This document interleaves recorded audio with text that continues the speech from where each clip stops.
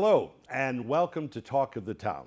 I'm Michael Jacobi, executive producer of Jazz on the Plaz, in the middle of summer in which I have more than enough time on my hands, but I'm delighted to be with you today, and also delighted to welcome a very special guest to the program, Ann Ravel. Hello, Ann. Fist bump, elbow, whatever you do. Elbow, I'll give you a fist. Thank you. And don't worry at home, and don't write us because we're separated.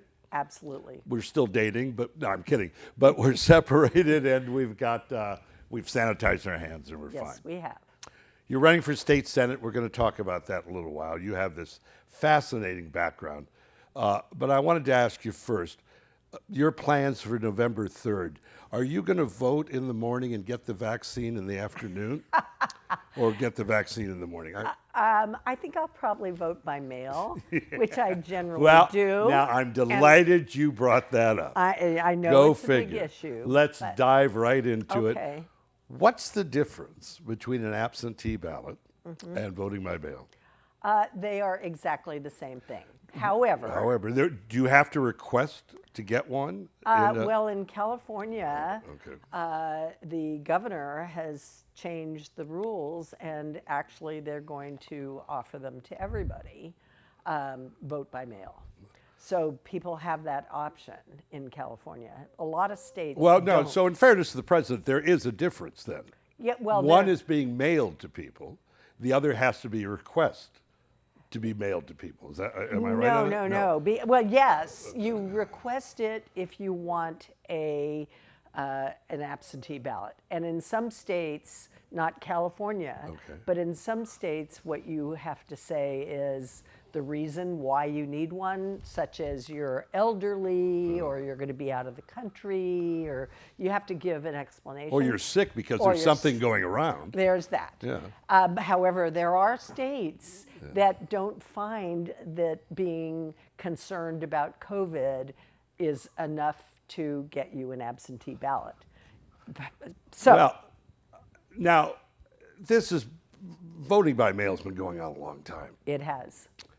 But has the idea of sending ballots out to the public without them being requested, has that been happening a long time as well? That's pretty recent. Okay. But and that's California, up to the states. Right. Am I correct on that? Each state. And what people don't realize is, even though we're voting for president and other, federal offices, it really is a state issue. Everywhere. It's very much because there's statewide election, yeah. Well, that's right. But it's the election system is decentralized so that the states have a lot of control over what happens in the electoral process.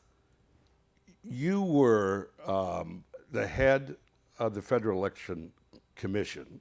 Correct. Appointed by President Obama, confirmed by the Senate. I was. Wow, what are the odds of that? What was the vote? Unanimously. Unanimously. And I actually, can I tell a funny story? I can't imagine you being interesting. Please. This How interesting can you be if they all voted for you? I'll tell you, this part is interesting because I was in the middle of a term of the California Fair Political Practices Commission at the time that President Obama nominated me for the FEC. And I said to Governor Brown, don't worry, I will never be confirmed, because it was at a time when nobody was getting confirmed. And surprisingly, I was confirmed unanimously. And I think the reason is the composition of the FEC and what was needed at the time. Now, what did that job entail? Well, actually, it has very little to do with elections per se. Is it important to have an ambitious woman in that role? It is unbelievably important. But if you're ambitious and you're on that job, you're really sorry. All right. That's for sure. Where are you going from here? Nowhere. Because that is a commission where, at the moment, there are no more than 3 of one political party, and there are 6 members on the commission. They're all appointed. So it's a push me, pull you. It's what one of the parties, and I hate being partisan, honestly. And when I got there, I resisted it completely because I truly believe in working across party lines. I'm a Democrat, but I think that that's how government works. But that commission was clearly partisan, unfortunately, and not supposed to be. And because of that, 3 of the commissioners knew that if they always voted in sync, that you couldn't get the forward votes needed to enforce anything or to write any regulations or to even give advice. It sounds like a flawed system, but there's a lot of those going around. Really flawed. I understand why it was developed that way, though, because it was right after Watergate. Well, no, I understand as well, but does the commission have anything to do with polling places, or is No. that up to the states? That's up to the states. The commission, the real purpose of that commission is you oversee campaign finance, you make sure that people follow the laws of disclosure, and they also had oversight over, there is a public financing system for presidents and presidential races, and they also oversee the conventions to some degree, as well as a number of other things that relate to the campaign. And you are a Democrat. I thought I am. since President Obama endorsed you for state senate, you were just a really lucky Republican. But it didn't work out that way. No, We're talking to Ann Ravel, it didn't. who is charming, obviously, and ambitious, but perfect woman. Talk to me. You were born in Chile. Well, actually, I wasn't born in Chile, but I grew you up lived there. in Chile. Okay, where were you did. born? I was born in New York City. Well, that's My exciting brother as well. was born in Chile. Yeah. Is your brother Unfairly available so. to do an interview? Well, We could get him on. it's a funny thing because, he was born there in Was he born on a Tadstadt. military base, or was your dad in the service? or No, just my happened to be a father. diplomat, or My father was a meteorologist. okay. And he was working for the U.S. government in what was called the Point 4 program, which was, he told me and us when we were growing up, that it was to establish weather stations throughout Latin America. Really? Really. But as I'm older and wiser, and after I was in the Department of Justice and became more familiar with the CIA, Yeah. and their involvement in U.S. embassies around the world, I have come to conclude, not for sure, that he was probably in the CIA. Covert, yeah.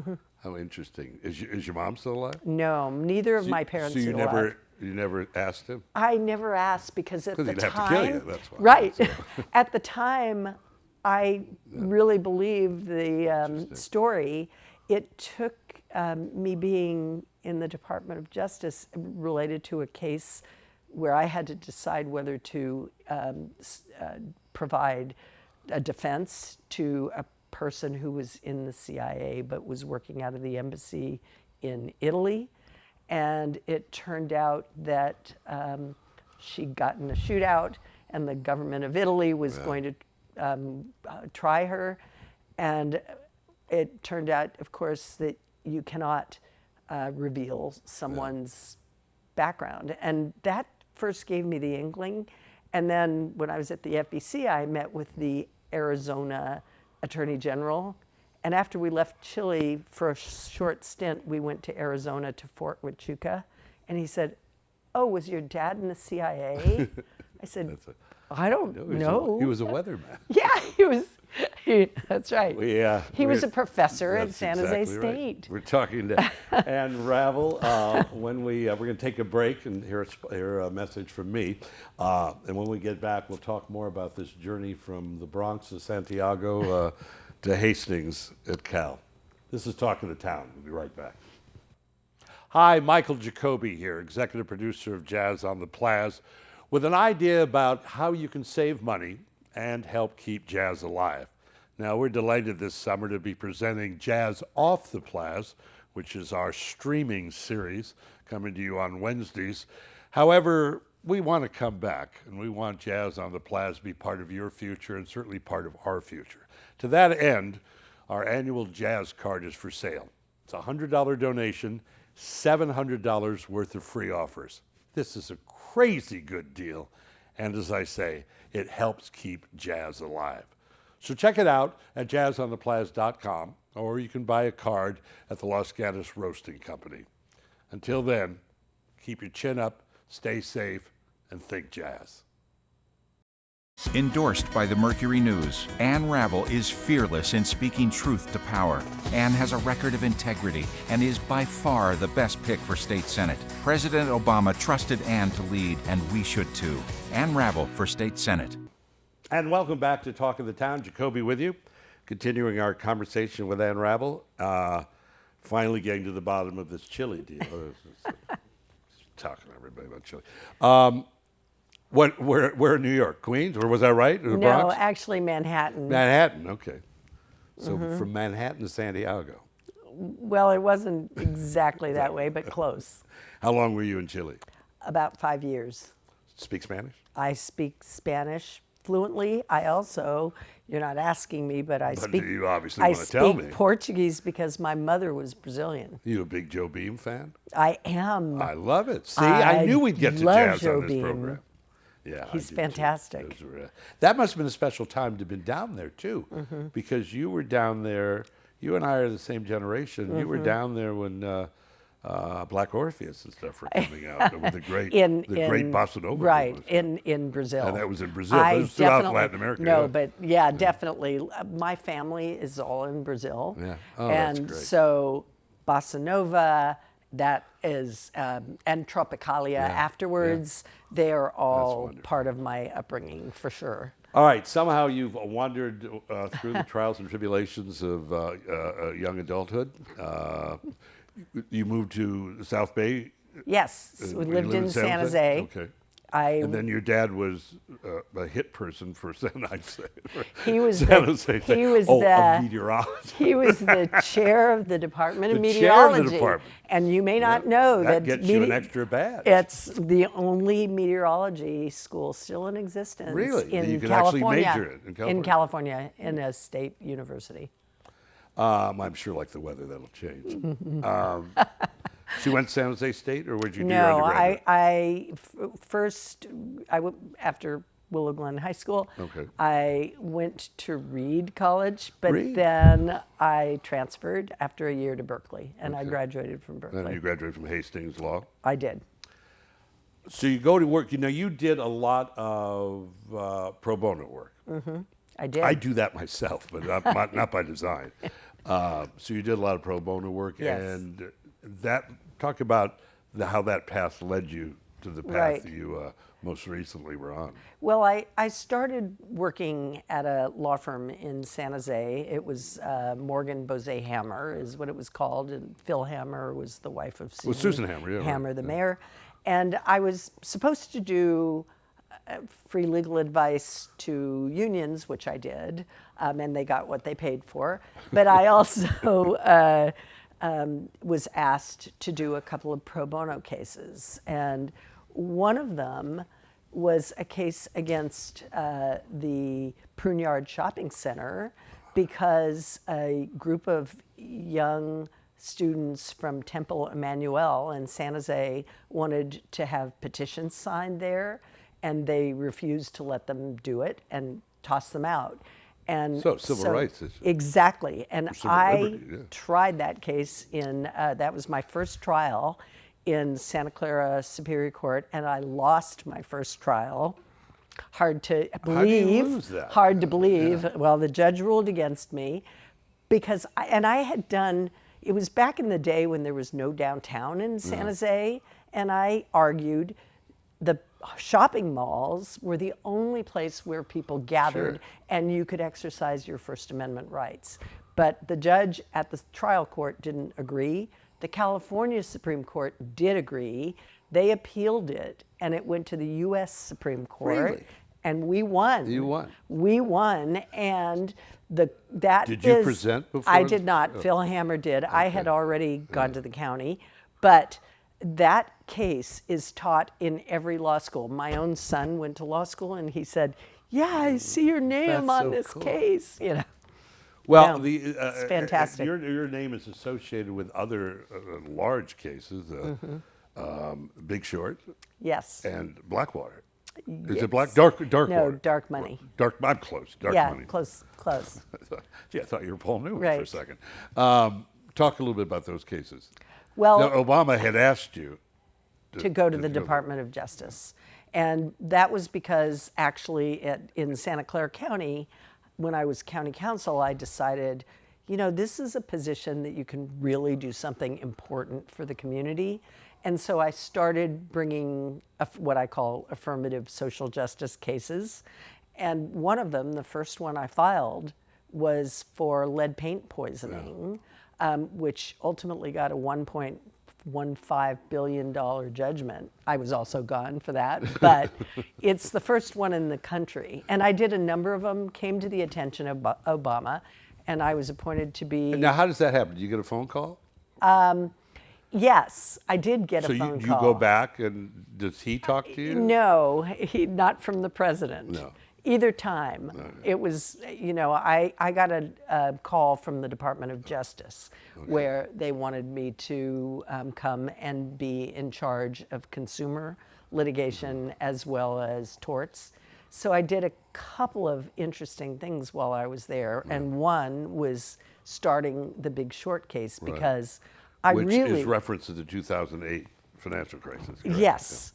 And I actually went there in 2009 to try to find ways to solve the problem of all those people losing their homes and dealing with the bad actors. And that was what I ended up concentrating on, was the case against rating agencies that enabled the people to sell those mortgages, which was inappropriate.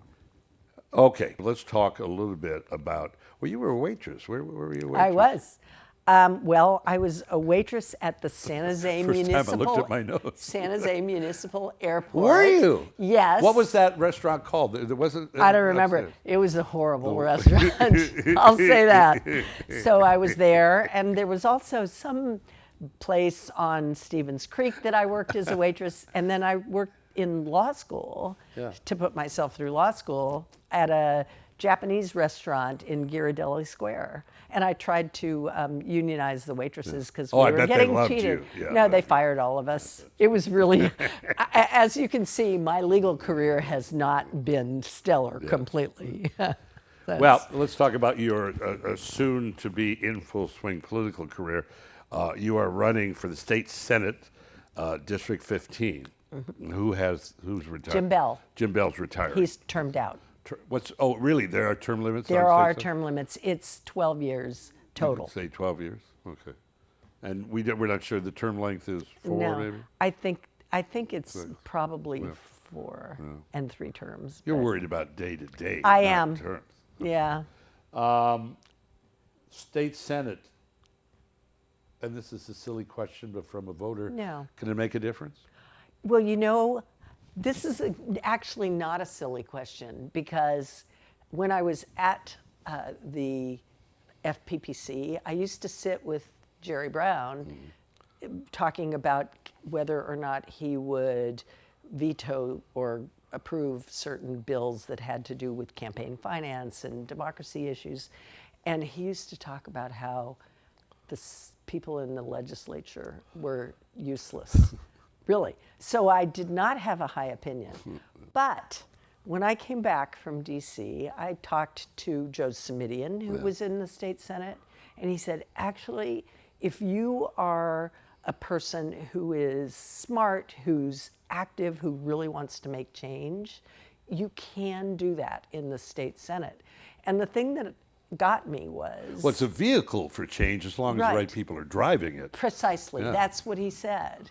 And for me, because I saw how hard it is to make change on the federal level, doing it at the state like what was done with emissions, for example, and then ultimately Obama made it a federal issue. So you can do things in California. You can, and it'll make a difference. You, I shouldn't call it trivia, but you mentioned a fact to me, fun fact, about the number of women in the state Senate.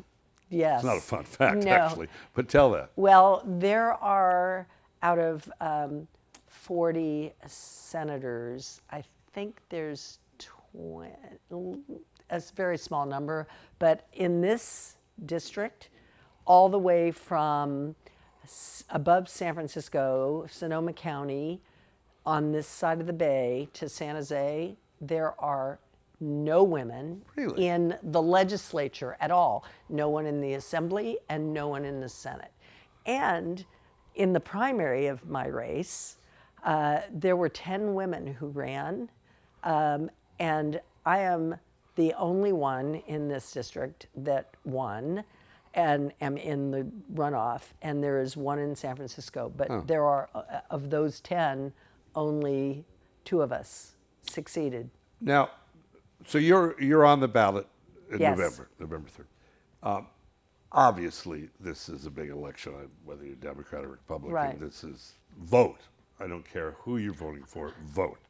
I agree with Because you we on want it that. to be right. That's the key. Right. You know, we don't want anybody complaining, no matter which way it Yes. goes. Well, and people, they don't realize how important it Yeah. is to vote. Not about my race at all, but just they need to have a voice Yeah. in government. Now there is it's part of the beast, I suppose, over the last few elections, that it's gotten really personal, and not on both sides. Right. Has that trickled down? Yes, there is no question that it has trickled down. Now, what's the thing most surprising to you? Obviously, you're not naive by any stretch of the imagination, but you're bright-eyed and ready to run and want to make a difference. And is there dirty tricks being played on you? Yes, as a matter of fact, today. That's good time. Interesting, isn't it? Yes, I, as part of who I am, believe in talking to everybody. I just do. Because I think a job of a senator, a job of anybody in public service, is to hear what people's issues are and why they feel certain ways. And so I went to speak to a group, and I did not agree with their perspective. This had to do with affirmative action, and they were no on Prop 16. And I said, I don't agree with that. That's not my position. But I'd like to talk to your people and talk about my own views and my own background in equality and justice and all the things that I value. Well, there was a picture and a video of me speaking there, and my opponent is sending it out to everyone in the Sacramento and everybody locally, and telling people who've endorsed me that they should not endorse me because I was on the no on 16 side, which is false, absolutely false. Is there a fact check somewhere on this? Well, you can I mean, look. can you Google it and do a fact check? on Well, this? yeah, you can fact check it by going to my website, where I have said for a long time that I supported it. It used to be so much easier to be a voter in this country because, frankly, we believed what people told us. Right. Now, fact checking is a way of life. Because, and again, it may not be Should a result from the party or from the National Committee. It may be from some fringe group making some type of claim that's loony. Exactly. But we have the responsibility. Post the picture of the kitten on Facebook, but you need to be responsible enough to find out, is that true? Absolutely. Although you're right, sometimes it's hard. It is hard. Because a lot of people Photoshop's good. Yes, Photoshop's good. And you can also, when you Google something, get all kinds of stuff, as you said, from the internet. Yeah. And it's hard to determine the truth or falsity, but the reality is that there's a lot of things that are political, that are meant, not just in my race, nationally, to really spread propaganda that's false. Well, to quote the X-Files, the truth's out there. Just a matter of going to look for it.